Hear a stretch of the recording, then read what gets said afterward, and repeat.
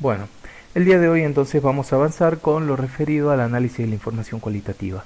Ustedes ya estuvieron viendo con la profe en qué consiste este tipo de investigación en el marco de la investigación social, y también con las chicas se han acercado a algunas posibles técnicas e instrumentos de relevamiento de la información dentro de la lógica cualitativa. Vamos a hacer entonces un breve repaso acerca de en qué consiste esta lógica, solamente para poder darnos un suelo, un contexto hacia lo que viene luego, que es justamente el análisis de los datos desde esta perspectiva, ¿sí? Recuerden que para este módulo ustedes tienen, y sobre todo les recomiendo tomar los textos de Densini Lincoln, de Flick, de Taylor y Bogdan, Basilachis, y con una especial atención en el texto de Cohen, ¿sí? Bueno, entonces vamos a entender que la lógica cualitativa va a plantear una mirada interpretativa del mundo social, ¿no? Como dicen estos autores, implica un acercamiento al estudio de la vida de los grupos humanos, de los mundos de la vida, ¿no? Lo cual iba a ser entendido como un campo de investigación propio, que supone este enfoque naturalista del mundo empírico y el acercamiento interpretativo, ¿no? A fin de comprender los fenómenos en los términos en que las personas significan esos fenómenos, ¿sí? Eh, por ello es que, de acuerdo a lo que plantea Flick, ¿no?, va a decir que lo que se va a pretender desde esta lógica es analizar las experiencias de los individuos y de los grupos, analizar las interacciones, las comunicaciones, mientras van produciendo en esos escenarios naturales, ¿no? Por esto este enfoque naturalista del mundo empírico. Eh, y por lo tanto, este proceder dentro de la investigación cualitativa va a ser inherentemente multimetódico y focalizado en esos aspectos que les acabo de mencionar, ¿sí? La lógica cualitativa entonces va a imprimir esta característica, la importancia de una mirada holística sobre los fenómenos, comprender los fenómenos en la complejidad de sus contextos, de su particularidad, en el marco en donde se producen, ¿no? Por eso dicen comprender a los sujetos en los marcos de referencia, de donde actúan, ¿sí? En este sentido también me parece interesante remarcar que la investigación cualitativa posee un aspecto particular que lo diferencia mucho, sobre todo de la lógica cuantitativa, y es que lo cualitativo, al ser sobre todo una lógica con carácter flexible, que lo vamos a retomar más adelante, va a tener muchas prácticas metodológicas, ¿no? Y la elección de estas prácticas de investigación va a depender de las preguntas que se hagan, y las preguntas a su vez van a depender del contexto, de lo que haya disponible en ese contexto y de lo que pueda hacer el investigador en ese contexto. Por eso es como necesario que los investigadores sean sensibles, ¿no? Y tengan una cierta flexibilidad y una cierta intuición de acuerdo a cómo se van dando los procesos mientras se va gestando la investigación, ¿no? Dice, debe ser sensible, dice Taylor y Bogdan, a los efectos que ellos causan sobre las personas que son su objeto de estudio, ¿sí? Pero bueno, lo interesante de esto es que, y cuando los retomemos en la parte del análisis de los datos, estos autores, todos esos autores que ya les nombré, van a plantear que justamente la lógica cualitativa posee esta cuestión de artesanía, de creación, una cuestión hasta artística, les diría, en relación a cómo se hace investigación, ¿no? Es un arte, dice. El investigador es tomado como un bricoler, como aquel que puede entretejer, ¿no? Las telas, que pueden, en este caso, que puede entretejer las técnicas, los instrumentos, el modo más adecuado para conocer eso que quiere conocer. ¿Mm? Y por eso es que no hay una aplicación formalizada, estandarizada, acerca de cuáles son las rutinas metodológicas que yo puedo seguir para elaborar el conocimiento desde esta perspectiva. Lo cual se va a diferenciar de lo cuantitativo. Para esto puede tener en cuenta lo que ya planteó la profe en relación al módulo 3 de la lógica cuantitativa, pero bueno, entre algunos aspectos importantes podemos considerar que eh, lo cualitativo va a desarrollar una técnica analítica propia en función de lo que se quiere estudiar, de lo que yo planteé en mis temas de indagación, ¿no? Por eso estaba esta cuestión artesanal y creativa que les nombraba hace un momento, y se va a diferenciar obviamente en cómo son tratados estos datos, ¿no? Eh, no hay tampoco una intención de generalización, sino de poder comprender los fenómenos desde sus particularidades, ¿sí?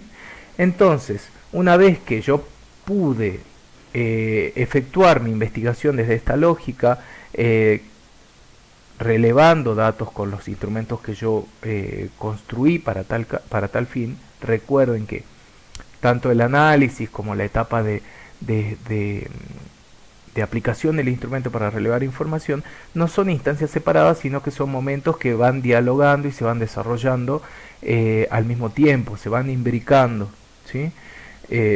De esta forma es que la lógica cualitativa se representa siempre como un movimiento espiralado, porque implica ese ir y venir entre la teoría, el campo, lo que yo obtengo como información relevante y lo que voy analizando. Por eso dice que es un proceso en continuo progreso. El análisis no se da como en etapas secuencializadas, no es una etapa secuencial que deviene de otro proceso anterior, sino que se va dando a medida que se pisa el campo y yo ya estoy en proceso de análisis y de relevamiento de información. ¿Mm? Entonces, ¿qué voy a hacer en esta parte de análisis de la información? Que yo lo voy a entender como un proceso dinámico, como un proceso creativo, ¿no? Y por eso les decía esto de que no hay una aplicación formalizada de las rutinas metodológicas, porque justamente tiene este carácter creativo. Básicamente porque, como plantean también Gleiser y Strauss, estos diseños que se caracterizan por ser flexibles no tienen reglas fijas para la producción y el análisis de los datos, sino que los investigadores van desarrollando sus propios modos de analizar los datos. A veces eso puede resultar positivo, pero a veces también, bueno, nos puede generar, y más cuando estamos en una la primera vez que producimos conocimiento científico, bueno, como que nos puede generar alguna desorientarnos un poco, ¿no? Pero bueno, siempre se puede llegar a buen puerto teniendo en cuenta que la investigación y el análisis de la información en el ámbito cualitativo va a tener en cuenta dos procesos importantes que tienen que ver con la codificación y la categorización. ¿Qué vamos a entender nosotros por codificación? El texto de Kohn, bueno, plantea que la codificación es un modo sistemático de desarrollar y de refinar la interpretación de los datos, ¿no? Fíjense, en un sentido amplio comprende, dice, los procesos de conceptualización, de reducción, de elaboración y vinculación de esos datos. Básicamente la codificación y la categorización son los procesos que acompañan a todos los procesos de análisis cualitativo, independientemente del modo en que hayan sido relevados. Básicamente se enfocan en estas dos acciones, ¿sí? Entonces, sobre todo por eso les decía, tengan en cuenta el texto de Cohen para esta parte del análisis, porque él va a distinguir, ¿no? Tres operaciones para entender de qué va la codificación. Esto de un proceso de conceptualización, de reducir, de elaborar y de relacionar nuevamente los datos que yo fui obteniendo. Vamos a entender que hay tres tipos de codificación. Por un lado, la codificación abierta en primera instancia, ¿sí? Este tipo de codificación supone operaciones que permiten conceptualizar e ir clasificando los fenómenos. ¿Qué va a pasar con este tipo de codificación? Implica un examen minucioso, digamos, de los registros que yo voy obteniendo, de mis entrevistas, de mis observaciones, ¿sí? Para poder descomponerlos y abrirlos. Por eso se llama de codificación abierta, ¿no? van a ver que en esta primera instancia de codificación abierta yo en el modelo que les voy a presentar voy a efectuar un listado de significados posibles que tenga a partir de una expresión que obviamente va a ser significativa en función de mi tema de investigación, ¿sí? Entonces en esta codificación abierta, ¿qué voy a hacer? Voy a ordenar primeramente los hechos mediante categorías que se van a ir conceptualmente, se van a ir construyendo conceptualmente, ¿sí? ¿Qué acciones voy a desarrollar en esta primera parte? Voy a marcar fragmentos textuales, asignarles un código, de esa manera se va codificando, ¿sí? Voy a realizar anotaciones de distinto tipo, aclaraciones, voy a establecer alguna etiqueta, por así decirlo, voy a empezar a conceptualizar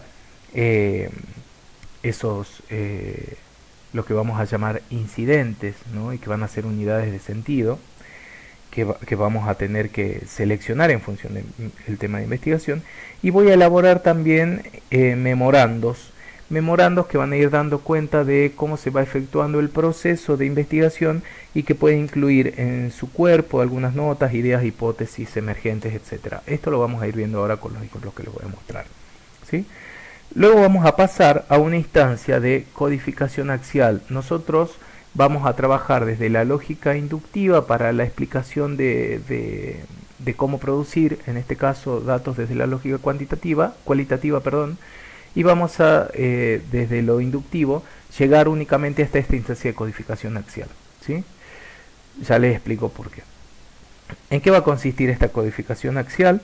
Bueno, básicamente implica operaciones que son relativas a la vinculación de los conceptos. Es decir, todo lo que en un primer momento durante la codificación abierta fue separado, en esta etapa nueva se va a reagrupar. Porque lo que se pretende es poner en relación las categorías, es pasar, ir ganando, ¿no?, cada vez mayores niveles de abstracción en los conceptos y las categorías que voy obteniendo de mi análisis. ¿Sí? Entonces voy a pasar de ese nivel textual con el que trabajé en la primera codificación abierta a un nivel conceptual, que, como les digo, vaya ganando cada vez mayor nivel de abstracción, ¿sí? Entonces, luego va a venir una instancia de codificación selectiva que muchas veces, no muchas veces, sino que en realidad es lo que pretende, entre otras cosas, el método comparativo constante, desarrollado por Gleiser y Strauss, y que básicamente busca producir, ¿no?, esquemas teóricos a partir de la elaboración de categorías principales, que son categorías centrales o medulares. ¿Cómo se llega a este proceso de codificación selectiva? Mediante lo que nosotros conocemos como saturación teórica. Pero para llegar a saturar teóricamente una categoría, yo tengo que disponer de recursos, de tiempo, de personas para el análisis, ¿no? ¿Qué implica saturar una categoría? Bueno, cuando yo construí justamente una categoría y la información que yo sigo comparando los datos que voy obteniendo del campo con el análisis que voy efectuando, y cuando ese análisis no me tira ninguna información emergente, ya nada relevante en función de esa categoría, es porque he saturado la categoría. Llegar a esa instancia de trabajo implica mucho esfuerzo, dedicación, recursos, etcétera, que es lo que ya les nombré. Por eso nosotros, como primera experiencia, vamos a llegar nada más que hasta la codificación axial. ¿Cómo vamos a proceder entonces para elaborar este tipo de análisis? En primer lugar, nosotros trabajamos casi siempre con textos, ¿no? Entonces, el texto que tomamos de nuestra tarea de nuestro cuaderno de campo a partir de la observación o de la desgrabación de nuestras entrevistas. Entonces vamos a elaborar un cuadro con columnas, con 4 columnas, en la que en la primera columna, como pueden ver acá, vamos a incluir la desgrabación de la entrevista, teniendo completo respeto por la voz de los entrevistados, ¿sí? Una segunda columna que va a incluir incidentes, ¿sí? Aquí se van a incorporar las unidades de sentido, los incidentes que yo les decía, o el código in vivo. ¿Qué es el código in vivo? Es un recorte de la voz del actor, un recorte textual de lo que yo voy sacando de de las entrevistas, por ejemplo, y que funcionan como una unidad de sentido porque están relacionados a mis preguntas, mis objetivos de investigación, relacionado a aquello que yo quiero conocer, ¿sí? Luego, una tercera columna de impresiones en las que yo voy a ir colocando mis ideas, sensaciones como investigador que voy realizando, que voy teniendo mientras realicé el campo y que se va efectuando también mientras hago el análisis, ¿no? Y una cuarta columna de análisis en donde yo voy a ir colocando esos emergentes a los que les voy a ir asignando un código, ¿no? Ya lo vamos a ver en el ejemplo siguiente, cómo lo voy a ir agrupando, cómo se va a ir produciendo ese agrupamiento de incidentes. Estamos en esta primera instancia, que es la parte a nivel textual, como les decía hace un momento, y que vamos a denominar como codificación abierta. ¿Qué van a hacer? Acá en esta parte del análisis van a ir surgiendo esas primeros conceptos o categorías que justamente, como lo dice acá la filmina, es un conjunto de incidentes que van conformando esa categoría o ese concepto, ¿no? Y esos incidentes son una unidad de sentido y van dando un sentido específico, obviamente, a ese concepto que se va construyendo. Luego yo, de haber hecho esta primera instancia de análisis, de primer momento de análisis, voy a pasar a la elaboración de un cuadro, ¿sí? ¿Qué voy a hacer en este cuadro? Voy a agrupar los incidentes por coincidencias y semejanzas que voy a nominar bajo una categoría que obviamente ha tenido un código específico, ¿no? Y se va a ubicar en este nuevo cuadro en una de las columnas que aparece en este caso como emergentes. Voy a poner las primeras categorías emergentes producto del agrupamiento de esos incidentes. Importante, esta categoría se puede llamar como los incidentes, y en esta instancia es importante que así lo sea porque yo estoy respetando todavía la voz del entrevistado. No produzco, no genero ninguna modificación acerca del concepto que estoy construyendo, ¿no? Es todo desde la voz del entrevistado. Y en la descripción voy a empezar a generar justamente una descripción. ¿En qué consiste la categoría? ¿Cuáles son las propiedades y sus atributos que definen y que establecen la extensión de ese concepto? ¿Sí? Dice, el proceso se repite si se encuentran más categorías que pueden seguir reagrupándose en un tercer cuadro que supone el mismo procedimiento que este cuadro. Entonces, si yo voy encontrando, yo pude ir elaborando mis primeros conceptos, categorías, y a medida que voy avanzando en el análisis, si llego a ver que es posible reagrupar nuevamente esas categorías para ganar mayor nivel de abstracción, lo voy a hacer y estaré pasando a lo que denominamos codificación axial, ¿no? ¿Qué implicaba esto que yo les decía? Reagrupar lo que fue separado en la etapa anterior, porque va a poner en relación las categorías. Entonces integra esos conceptos. ¿Qué es lo positivo de esto? Que permite reducir grandes cantidades de conceptos en un número menor de unidades analíticas que sean más fáciles de manejar y que tengan mayor fuerza comprensiva en relación a mi tema de investigación, ¿no? A lo que yo quiero conocer. Entonces, ¿qué voy a hacer en este cuadro número 3? También colocar los emergentes. Voy a ver cómo fui integrando por semejanza semántica también estos conceptos y los voy a ir relacionando. Entonces acá voy a generar un nuevo concepto que va a surgir de esa relación, de ese agrupamiento, que todavía lo puedo nombrar con algún incidente, con ese código in vivo, o que puede ya ir modificándose, ¿no? Y en la descripción voy a poner justamente, como ya les dije en la filmina anterior, en qué consiste esa categoría, qué propiedades y atributos son los que dan cuerpo a la categoría, qué características establecen la extensión de ese concepto, ¿sí? Es importante que tengan en cuenta algunas cuestiones. Por ejemplo, un solo incidente puede indicar una categoría conceptual, ¿sí? Eso puede pasar. Y las categorías tienen que poder ser analizadas en función de sus propiedades. Eso es justamente lo que va a permitir que yo identifique una categoría de otra categoría, ¿sí? Bueno, ahora les voy a mostrar un pequeño ejemplo para que esto no se haga más extenso. Esto es solamente un primer acercamiento a uno de los posibles modos de producir conocimiento, producir datos desde la lógica cualitativa, porque como ya les dije, lo cualitativo es bastante flexible y permite hay mucho de la creatividad del investigador puesta en juego, ¿no? Entonces, en este modelo que les presento, ¿qué voy a hacer? Yo, por ejemplo, ven, tengo el cuadro, transcripción de la entrevista, la columna de los incidentes, de las impresiones y el análisis. ¿Qué voy a hacer? Por resguardo, obviamente, de los informantes, les coloco un código a cada entrevistado, ¿no? Y voy colocando la desgrabación de la entrevista, ¿sí? En esta columna. Luego, y ahora les muestro cómo es el proceso de análisis o cómo comenzar el proceso de análisis. Recuerden que yo les dije que había que seleccionar los incidentes o los códigos in vivo, que no eran otra cosa más que unidades de sentido que provenían de la voz de los entrevistados. Este ejemplo de análisis está basado en la investigación sería en torno a cuáles son los imaginarios que tienen los estudiantes respecto de qué son las ciencias de la comunicación. ¿Sí? Entonces, en este caso, lo que tratamos de indagar es justamente eso, que es para los estudiantes de comunicaciones, qué significan las ciencias de la comunicación. ¿Mm?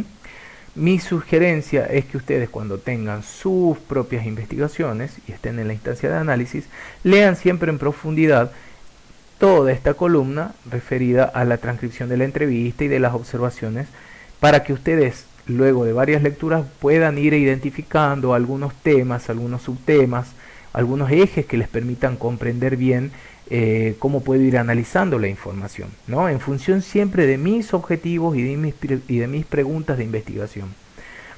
Entonces, ¿qué voy a hacer en primer lugar? Bueno, voy a empezar a seleccionar incidentes, es decir, esas unidades de sentido que yo vaya encontrando en los marcos, en los fragmentos de la entrevista.